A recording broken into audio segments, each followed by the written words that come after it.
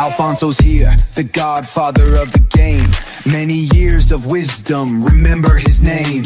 Speakers on stage, they'll drop the keys. Unlock your power and seize the breeze. Having a conversation a couple seconds ago about how social media these days, for a long time, the last couple of years, it's really been about putting forth an image of who you are in your perfect self, right? And I think you and I both agree where social media is going is it's becoming more and more transparent. Apps like TikTok are really not a place where you can go and front like you can on Instagram, and TikTok's getting a ton of traction because of that. Yes. And we were having a discussion about how personalities are really starting to shine through, and who you actually are is something that the community is going to start to understand. You're a super passionate guy. You're, a speaker. You're an investor. You do so many different types of things, and I really wanted to introduce you to my audience because we have a lot of mutual friends. I'm excited. Like we've been friends for a while, so I want to know your audience. First time I met you was at one of the summits. We're having to be at an investment summit right now, a 3-day weekend. We're grinding, we're working, we're networking, investing, and everything else.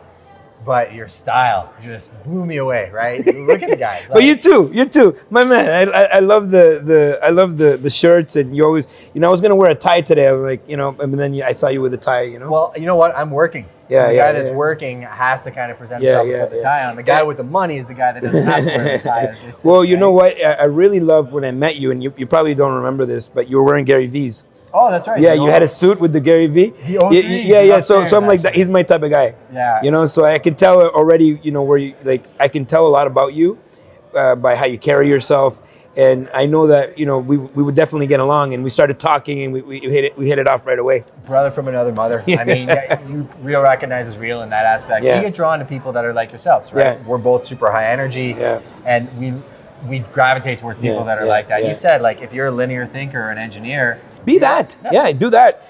I mean, the issue right now is the audience is getting smarter. Yeah. Right? And so you can't lie to your audience. Nope. You have to be you, right? And everything else is up here, right? And it's like, if you're afraid to post something, why are you afraid to post it? There's something that you're not being yourself, because when you can be yourself, people can see authentic. When you're authentic, you can attract more people than trying to fake it, And I mean, we're at an investment conference, and you talk about people that are so excited about real estate investing. I want to invest. They may look at you and not know you from the outside and say, well, look at him, he's so put together, he's well dressed, he's a speaker, he's this. But then they go on TikTok and they see you doing Martha dump truck in the flesh with your daughter, and they realize you're a human being. Yeah. Right? And you've always been a guy that gives information, right? Yeah. So let's go back to the beginning. How did you get here? Where did you grow up? Who is Alfonso? Yeah, so I'm going to give you the cliff notes because the story is kind of long. Yeah. But I came from El Salvador, country in civil war. Okay. And so I was in a war. My mom was a political prisoner, and in fact, she was illegally detained. That's another long story. But immigrated to Canada, 9 years old. I've moved around so many times in my life because of the war that I had missed a lot of educational opportunities, and they in school it just wasn't interesting. I don't know, you were probably the same way. I've been there. I do the work, but I didn't even want to do the work. If I wasn't excited, I wasn't excited. I was the same boat, right? And I wanted answers. I wanted real answers, and I asked real specific questions when I was a kid. I remember being 10 years old and asking a teacher. I said, "What's a mortgage?" Because I heard this word mortgage. I wanted to know what it was. And she said, "A mortgage is something you get when you're older." That's her answer? Did she know? No, I don't think she knew, or she wasn't prepared for that question. Yeah. And so it became obvious to me that I wasn't going to get the answers that I wanted in school. And, I was, I got frustrated, and at 15, dropped out of high school. Yeah. I had some conflict at home. I also left home. And as a result, I ended up on the streets, panhandling, and had a lot of dark moments in my life. And, so a lot of people watching this are like, oh, that must be a dark moment for, 15 homeless. But everybody watching this, including yourself, has had a dark moment. I've been there. And it's like a situation where you're just like, why me? And it's so easy to look at the outside world and say, you know, it's It's their this, it's fault. this, Yeah, it's it's this, yeah, right? you know. And at 15 years old, especially, like the whole world, that's who's to blame for all of your issues. And so, I had a life-changing moment at 17. Okay. Became a father. Amazing. Beautiful little girl, Talia. Biggest blessing on the Yeah, face of yeah, anybody yeah, that's yeah. a father, especially to a little girl. Oh, you know, Yeah. it's a game changer, Yeah. right? One thing I knew, my dad left when I was 2 because of the war. Yeah. But I didn't want to repeat that, you know. But obviously, we don't want to promote for 17-year-olds to be having kids, and that's going to solve it, you know, the situation. But that's, you know, I discovered purpose, and I wanted that little girl to be proud of me. And so, 17, went back to school, got a job. Yes, guy. Yes, guy. Yeah, and What was the job? a dishwasher. Yes, guy. I used to- $5 an hour. Dude, $5 an hour, right? I've been there. Yeah, like I yeah. lugged garbage through restaurants while everybody Yeah, else was partying, right? Yeah. Like it's one step. I right? didn't have the luxury Yeah. to quit, right? But when I realized like $5 an hour, it's just not going to cut it. Number one, I don't have that many hours in a day, right? And for the majority, I have to go to school, and then I have to go to this job and, you know, work till like midnight. And so I started a business as a necessity, a legal business. I was going to say that because people are already, you know, 17 and Yeah. people start getting ideas. But I started selling T-shirts and jeans and mixtapes out of my locker in high school. Love it. And so I realized really quickly, you know, even my first transaction, you know, a jeans that I bought for $20, I could resell for $60, making a $40 profit. And I said, wow, profit. That's interesting, right? Like on one side, my market value at that time was $5 an hour. Over here, I can make $40 in a 10-minute transaction. So it was clear to me what my path was going to be. I was going to pursue profit for the rest of my life. And so I graduated at 19 with a vision, a dream to open a business. Yep. And everybody's going to say you're crazy. I did it anyways. And by the time I was 21, that business was across Canada. Amazing. And I fell in love with being an entrepreneur. Yeah. Here's the problem. Forgot about my purpose, right? I mean, my whole purpose was to make this little girl proud. But give a 21-year-old all this money, what do you think he's going to do? It's not gonna go out. He's not going to spend it whatsoever. It's hard, right? Because I mean, you saw a big shift where you changed from trading time for cash for changing opportunity or seeing market forces, right? Yeah. Supply and demand. It's not like you find a secret door. Yeah. Like I can make $60 flipping these jeans to somebody. You just see that, you know, there's people out there that don't want to go source the product. They want you to bring them an opportunity, execute on the opportunity, and you get paid for that. And it's a very different way of thinking of things. But, you know, it would be challenging for anybody because you were a child at 15, let alone in your 20s and your early 20s. Yeah. I've made lots of mistakes. To be given the keys to the kingdom, you're going to also there was no background to manage money. Yeah. My mom was highly educated, but didn't understand money, couldn't teach me about money, couldn't teach me about business. And so, you know, I was very much a consumer, right? And so you're spending your money consuming things. Yeah, you know, I figured out how to make money. I mean, anybody can win the lottery, right? Keeping the money is where the work is, right? Anybody can make money. Anybody can win the lottery. Yeah. Anybody can work hard at a job and earn X amount of dollars. So but what are you going to do with your money? And let's pause there for a second because a lot of people, like we meet people this weekend that are later on in life and they're so scared. They're like, oh, you know, it's so late. I haven't gotten started. These young kids, they got an up on me. I'm like, no. I stopped one on the weekend. I think she was in her maybe 60s. Yeah. And so you got lots of time. Like there's people here that in 2 or 3 years have amassed 90 to 100 doors to beyond. Yes. And they've done it. Yes. So what makes you think that you can't do it other than the narrative that you're giving yourself? So you're this kid consuming and spending all this. At what point did that shift? So it shifted when you get smacked in the face. Yeah. I think it was Mike Tyson that says, everybody has a plan until you get punched in the face. Very true. And I was irresponsible with the money, 21 years old, spending and just, you know, and the economy, you know, whatever the economy does what it's going to do. And I wasn't prepared. And I was like almost $1 million in debt. Wow. And, you know, things were about to get really ugly. almost went bankrupt, but you know, I met someone that was very influential in my life. I had moved to Miami, and he gave me some really great advice about being an investor and the mindset behind it. And so I decided that I wanted to fight for you know, I wasn't going to go bankrupt, so I had to rebuild my company, sold everything, sold all the trucks and the cars and the things, the jewelry. Yeah, exactly. And then I said to myself, wait a minute, businesses are vulnerable. Yeah. Right? Like, I was still in my early 20s, but businesses are very vulnerable to the economy, to someone tweeting, to someone farting in the other side of the world. The needle goes up and down, right? Buy bad fish. Yeah, you know, you're done. Yeah. And so I needed something that was bulletproof, like I could build beside. And so this is why I chose real estate, in particular apartment buildings, because everybody's got to have somewhere to live, and you know, it only made sense. Yeah. And so I started in my early 20s, and I developed a portfolio now across the country.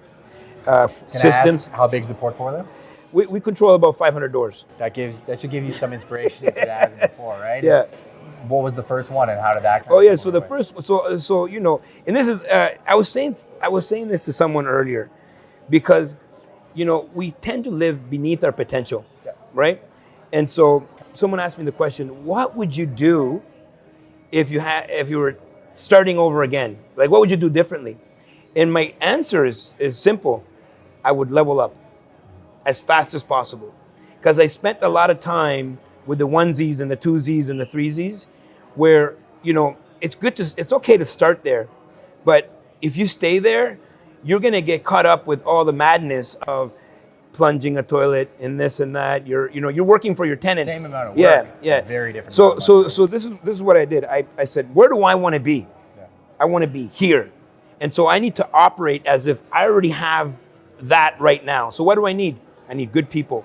I need systems. Yeah. And so if you have good people and systems, you can scale a business. And even though I started with the onesies and the twosies, you know, the infrastructure was there. The infrastructure was there to be able to scale, yeah. right? And so I believe that I'm a leader of leaders. I want to nurture leaders within my organization, and this is the only way I'm able to be sitting here with you today, enjoying a nice Saturday afternoon at the Sheraton in Niagara Falls, because my business is running, right? And you're empowering people. There's a big difference in between hiring people and just giving them the job to do. And it's funny, I've seen people structure different organizations where they don't treat their employees the best. Right? I don't want employees. You don't want employees. I need leaders. And it's so funny that we're having this conversation, because I didn't even know that side of you. Yeah. And Lindsay's off camera. You know, she's somebody that came to us as an investor, as somebody that's super active and everything else. And I don't look at her as somebody that works for Prime. I look at her as somebody I want to empower and give opportunities to, just to be part of the family. And people come and people go, but it's a different beast when you're doing it from. Well, here's the difference. Right? Here's the difference. We are in Calgary.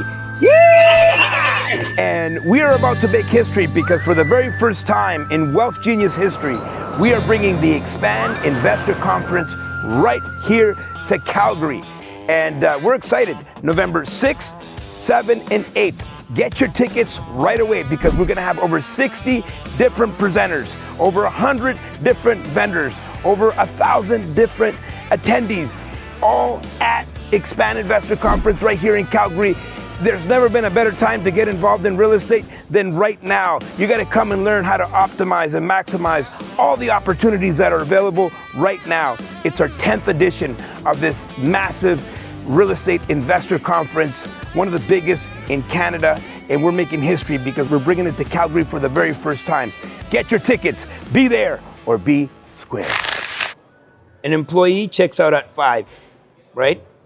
They have no interest. There's nothing to compel them to stay any longer, to do anything. Yeah. So at 6, you get the call, you're getting the call. Pretty much. So if you are doing the things, you don't have an organization, right? It's a mom and pop. Right, which is there's nothing wrong with that, nothing wrong with that. But if you want freedom, your business should be transferable. Most of the time, people operate real estate businesses as a sideline, right? Like, oh yeah, I'm going to do this and I'm going to do it as a sideline. But when people start to scale is when they create an organization, and with systems, marketing, with social media, all of these elements count, right? And so if I had employees, no one would care, right? And so I would be the one that I need to oversee everything. I need to control, it's like they talk about the helicopter parents. Yeah. There's helicopter leaders, right? And so if someone in my organization, which I have 11 companies, but if someone were to, come to me all the time, you're not the right person, right? Because I'm going to empower you to make decisions on your own, and I allow people to make mistakes, but learn from them and let's move forward. And there's a certain amount of grace that you have to extend on those mistakes because you've been through it, but at the same time, it's an investment. There's a lost leader, right? Yeah. Because of the time that you take to try and micromanage anything. I've seen the other side of that. Yeah. It's a waste of your time because you should be sourcing opportunities and managing the actual organization, Yeah. right? Yeah. And so my time is now spent doing the things I love that I'm good at. I'm not good at QuickBooks. Yeah. Neither am I. Thankfully, I have a beautiful wife that manages that entire side of the business, but then she's empowering people under her to give her the freedom to execute on the higher kind of vision side of things. Yeah. So you amassed this portfolio. What was one of the things, again, that people ask you this, what would you have done differently? But what is something tangible in terms of somebody that's getting started that can do that, wants to scale as a first step to building the foundation or building a structure for growth? Yeah. So number one, invest in yourself, right? I mean, people try to do things without getting the education first. And what happens is, if you're motivated enough, you will achieve success. But there's something powerful in tapping into the experiences of other people, someone that already has walked the walk, and you can mitigate that risk, right? And so, first of all, invest in yourself, personal development, learn how to execute, and then go out and execute. Because people get caught up in learning too much, getting ready, right? Like they'll take what I say to heart, and they're like, "Listen, Alfonso, I read 700 books." Yeah, but what did you do? Nothing. It means absolutely nothing. Exactly. To just keep educating yourself to the point. You're better off reading one paragraph and taking that paragraph and executing than reading a whole book and doing nothing. And so, first is educate yourself, but don't get stuck. Go execute. And then execute again. Go back and learn some more. Surround yourself around the right people, right? And so, just as much as you have to level up on your investments, you need to level up on the people that you surround yourself around, that you decide that you want to be surrounded by. And so I have to, sometimes I'm reaching for people that are at levels that I'm not there yet, because what can I learn from them, right? And so this is what I would tell anybody. I mean, invest in yourself, execute, go back and invest back into yourself, and surround yourself around the right people. And on that topic, don't be scared to reach out to people that are at a level well above where you're at. You'd be shocked at how willing they are to give. Now, I do want to take a caveat to that and say, give them something of value. Yeah. You're Exchange. at the point now where I'm sure you get a lot of people that reach out, and you got to be a little bit more discerning, because there are people that once you get to that certain level. There's two types of people. There's people that are information junkies, but they will never execute. And how do I know? Because I'm willing. I'm open. I want to help people. Someone asks me something, I say, go do this, and then they come back and ask another question. You're watching. And they haven't done the first thing, because now they're just seeking more information, more validate. I think they want to validate their moves or whatever. And so you didn't do the first thing. You're not a good student, right? And so what I would say is, anybody that you look like a mentor, don't waste their time. Ask questions, whatever advice you hear from someone that has the results that you're looking for, not from negative Uncle Billy Bob. That right? never did anything in your life. Yeah, don't you why not to do this. Yeah, exactly. Negative Uncle Billy Bob is going to tell you all the reasons why you shouldn't do it, and then you're going to go talk to someone that has done it, and now you're putting these two people on the same level, right? The person that has done it can tell you the fastest way to get there, right? And people skip over it. People tend to skip over the message, and they only tend to want to hear what they want to hear, what they're comfortable doing, right? For example, we talk about level up, right? That's the premise of Monopoly. We all played it as kids, right? But we forgot the lesson. Like, we forgot 4 houses. What do? Level up. Buy a hotel, Yep. right? Because that's going to give you the most cash flow. Yep. And so people forget that. They just get stuck in what they're comfortable doing, and you can never grow. It can be stuck in paralysis by analysis. I mean, our good friend Scott McKilvey says people will know the 99 reasons to do something and get stuck on the one reason not to.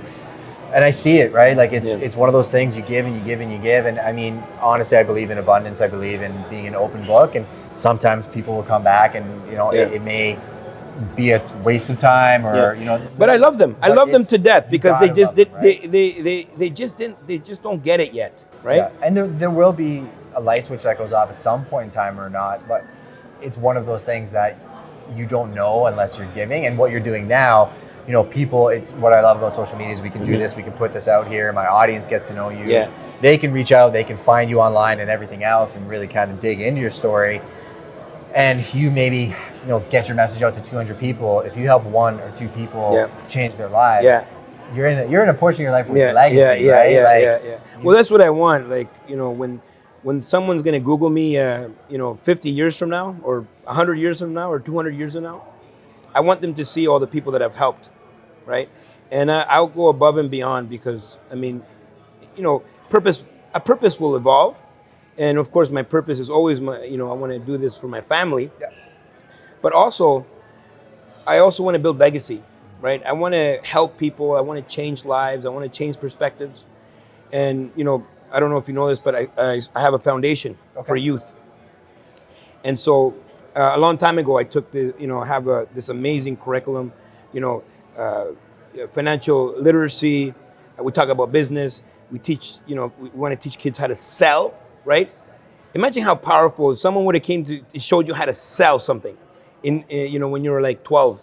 Where would you be today? A very different place. I think the education component of our lives isn't what it needs to be. It's been the way it's been. That's a separate conversation. But So it's sales. It's just one day, right? It's business, sales, marketing, and public speaking. Okay. The ability to present from stage, because we're talking about real estate, and the most powerful piece of real estate on this planet is the stage, because from the stage, people have started wars, people have ended wars, people have inspired nations from the stage. If you are on stage, you will always get the business every single time. What an important gift you can give a young person, the ability to communicate to other people, the ability to share a message. And so that's what we do. So I went to the schools and they're like, nah, these kids are not ready for this. This kind of heavy. And so I said, okay, let me do it on my own. Yeah. And so what we do is we do a workshop, 1-day workshop. We go to the schools and we say, if you're interested, this is what it is. It's on a Sunday. And so come. So we do a workshop 1 day and kids love it. I mean, by the end of it, they're talking about assets, return on investments, building businesses, their public speaking. It's just incredible. I think people don't give kids credit. That's our future. 100%. That is our future. Nothing bothers me more than just seeing adults being dismissive of children. I mean, they are beautifully and wonderfully made. Yeah. I see stuff that comes out of my daughter's mouth, and I just try and pour into her. I remember getting down on the level of my daughter and saying, Daddy tells you these things, not because I'm smarter than you. I'm like, you're actually a lot smarter than Daddy. I've just made more mistakes than you, and I don't want you to make the same mistakes I made. And they can see things. They do. Kids can see things that you can't see. Yep. One day my daughter asked me, Dad, why are tires black? Why aren't they green, blue, pink, yellow?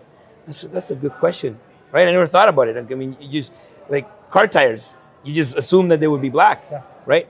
And so just the observation of children, it's amazing. You never want to take that away. You know what I mean? Well, when you do, you put them in a box, right? And it really makes a big difference to empower children, to let them know that, the struggles that you faced, climbing the hill, coming down, going back up, you can do it, and I think it's going to change things dramatically over the next 15 or 20 years if we think of kids in that mindset versus what we were always told, which is you just sit in the corner, play with your toys, the adults are talking. Well, adults aren't anything but grown-up little kids, and half of us don't even know what we're doing anyway. Well, we So, messed up the millennials, we did. right? Like, I mean, we're so hard on them, but like we created that. Yeah, it's madness to me that people You know- people are so hard on it, saying they don't want to work. I'm watching one behind the camera who's probably one of the most passionate people in videography I've ever met. He's creative, he's talented, and kind of blows the doors off that type of industry. And if people can't see that in kids, that's their problem, not the kids' problem. So I believe in adults as well, but I'm also, I want to inspire people, the youth, the families, anyone that will listen. And, you know, we just share the message. That's it. You know what I mean? Like, and let's inspire the adults to reconnect with the kids. Yeah. Right? Because you talk about, you know, oh my gosh, the kids are in their phones and technology and everything else. Use this information as a platform to reconnect with the kids and see what they're passionate about and show them what you're passionate about and share and grow and surround yourself with people who have the same abundance mindset versus closed-mindedness. And I think that's the kind of wrap up that I wanted to put here, is really letting you guys know that anything is possible. What you're doing isn't necessarily the right fit for every person out there or me, but you know, you can accomplish what you set your mind to, and even in very short order. I want you to go down a rabbit hole. I want you to check out Alfonso's content. If I can get you and your foundation to London, I will make it happen. We'll connect on that too. Oh, so basically, you put together 40 kids. I will fly out on my own dime. I will rent a ballroom. I want it to be special for the kids. I don't want to do it in a community center.